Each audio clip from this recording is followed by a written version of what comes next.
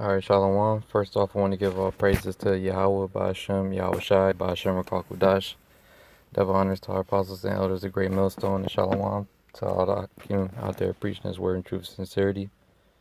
Alright, so, yeah, this lesson is basically going to be dealing with the current situation going on out here in California, dealing with the power outages, because, this is affecting a lot of people, and a lot of people, they're used to just coming home, you having electricity, making food, uh, not having to worry about stuff like this, Yeah, the power been out since I think 12 a.m. yesterday, last night, 12 midnight a.m. and it's still out to this very moment in the area I'm in as well, you know. And I was just been looking through different articles and whatnot, and they're saying it could be out for 7 days. It's not a set time frame that it's going to be shut off. You know, they're just saying it's shut off due to uh, the heat and the warm weather and the winds that could cause potential risk for fires. And it's not even windy or hot out here like that. You know, more than likely it's just an agenda that Esau is testing the people's reaction to see how they react in these type of situations where you have to go days without power because you can't make your own food. You can't you don't have any electricity. You can't use the internet or whatnot. You know, so who knows what his agenda is behind it yet? More than likely, it is an agenda. Because a lot of people they depend upon a lot of the bare necessity type of things like having your gas, the lights, you're keeping food in your fridge cold and stuff like that. Now your stuff might go bad more than likely if you got perishable items. But the first scripture I wanted to start with is 1 Thessalonians 5:1. But the other times and the seasons, brethren, ye have no need that I write unto you. For yourselves know perfectly that the day of the Lord so cometh as a thief in the night. And this scenario that's going down is basically, of course, it was last minute how it happened, yet it can turn into a whole lot worse, basically, because people not having their not having electricity, things could turn a whole lot worse.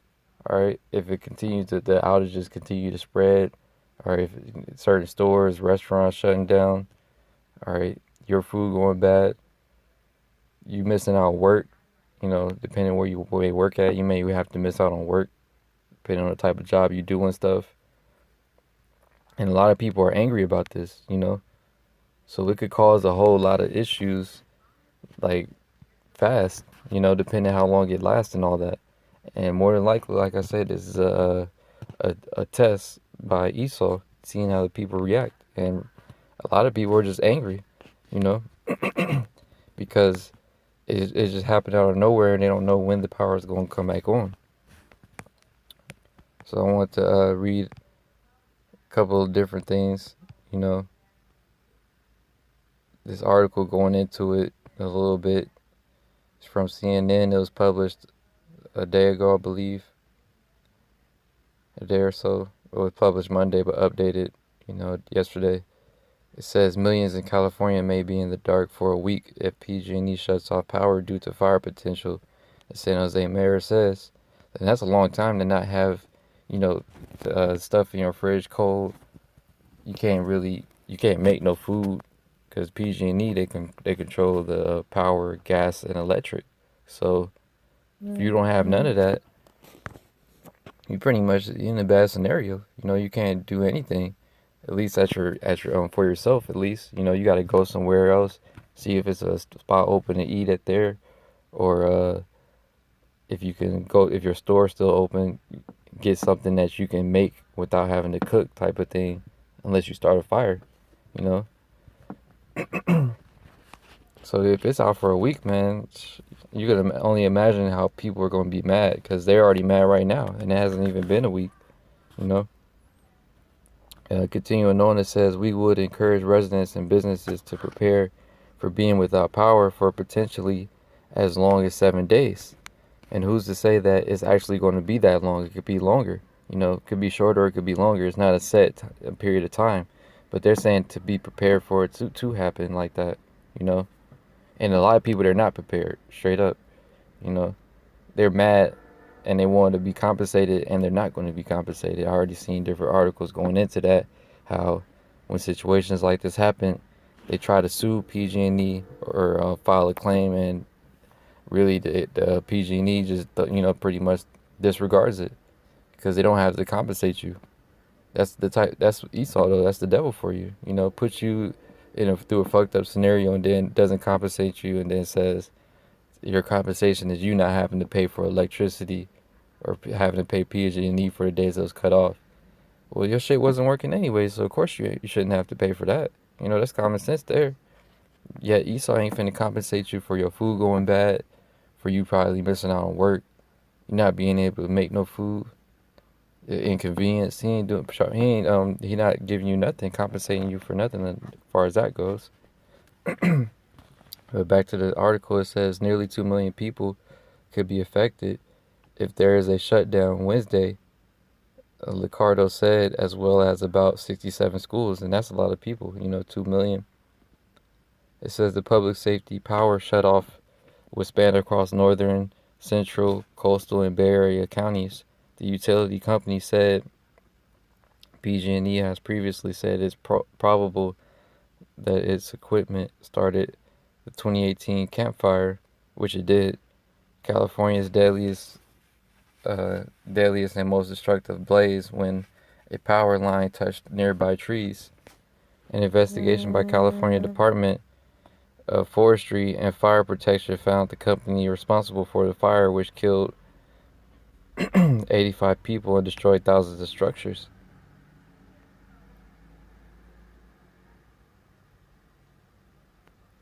The National Weather Service issued a fire weather watch for Wednesday through Thursday across northern portions of California, warning of potential of rapid spread of fire and reporting potentially strong damaging winds and relatively low humidity. This has the potential to be the strongest offshore wind event of the year, the Weather Service said. The time to prepare is now. So this is pretty much why they claim they cutting off the power, because of winds and warm weather. And it's not even windy out here, You got people on Twitter, that's like a good place to go to when you want to see how people reacting to different scenarios that's going on, And when you look at it on there, this is most people talking about their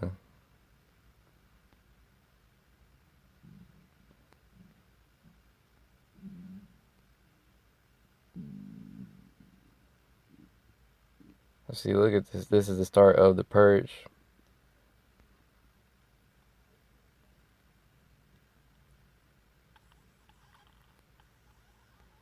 It says,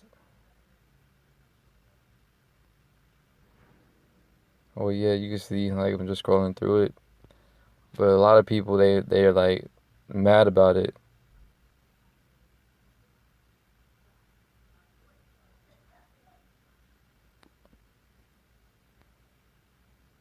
You see, like this one chick right here says, seems like a test. Everyone in NorCal knows it's not dry or windy at all. Like I said, it's not dry or windy at all out here. It's just Esau. Basically, you doing the test more than likely, seeing how people react.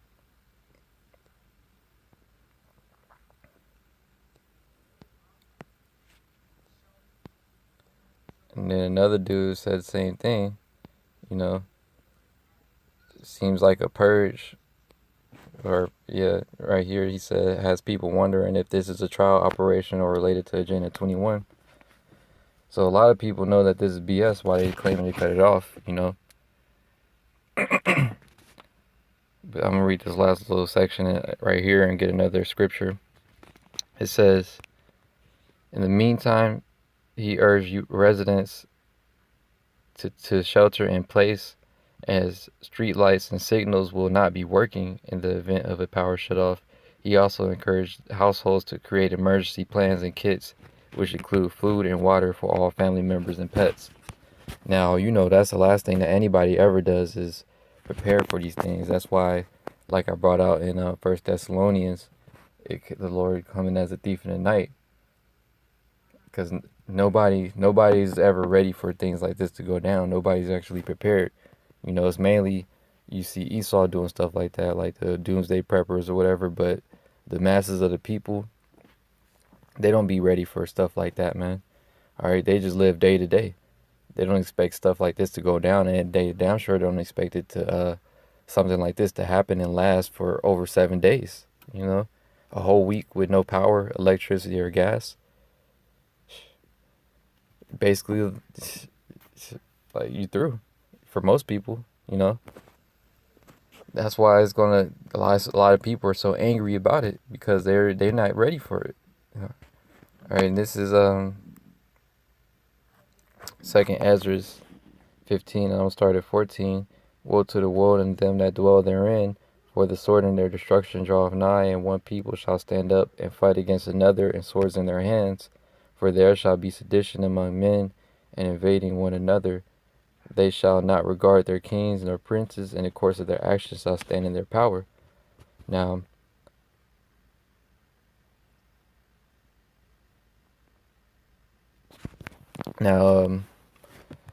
these are the times that we're living in, Woe to the world and them that dwell therein, because the things are only continue to get worse in here, man. Wickedness is increasing, and hell is increasing here in Babylon. All right, you're gonna have more situations going down as we're leading into the time of time of Jacob's trouble, man. All right, now this is just another a scheme or an agenda as far as them cutting off the power. Yet this is just a test at the end of the day, because Esau is just seeing how the people react, man. All right, you got people saying it's a purge, it's a setup, it's an agenda, and it is.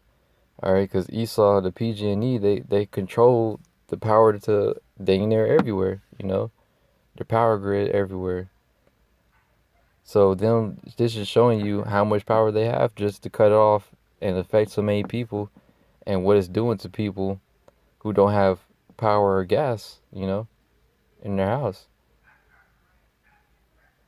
You're not prepared to survive on your own. You're not prepared to go days without having access to your fridge or fire, like fire in your oven and stuff. That's how bad it is. Hey, but these are the days that we're living in, man, with stuff like this actually is happening. All right, and it's only going to be worse scenarios like this going down in the future. This is just like a prelude, to more to come. Because their excuse of doing that now is that fire that happened in paradise, they didn't want to do it, shut off their power then, and now all of a sudden, every single scenario so-called that comes up where it may be a possibility, they're going to shut off the power. That's just Esau terrorizing more people. Putting more hell on you for no reason. All right. And there's going to be sedition among men. All right. That's what's coming.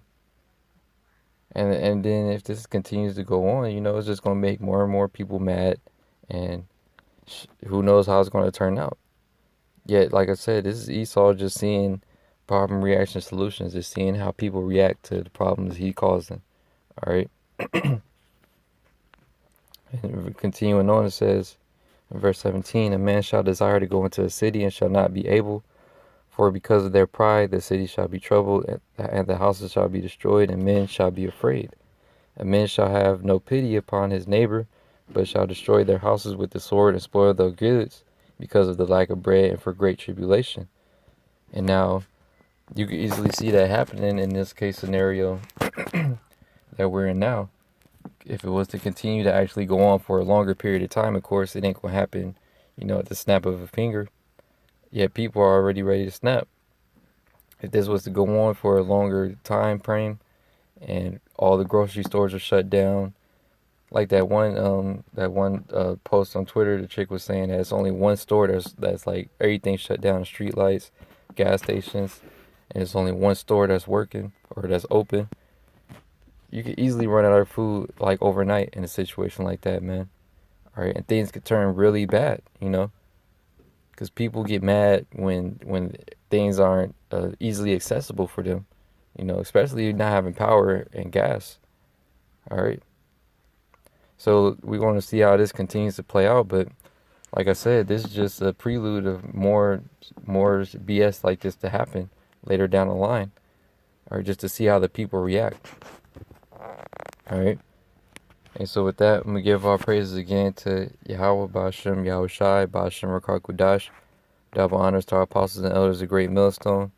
And Shalom to all the Akim out there preaching his word in truth and sincerity. Shalom.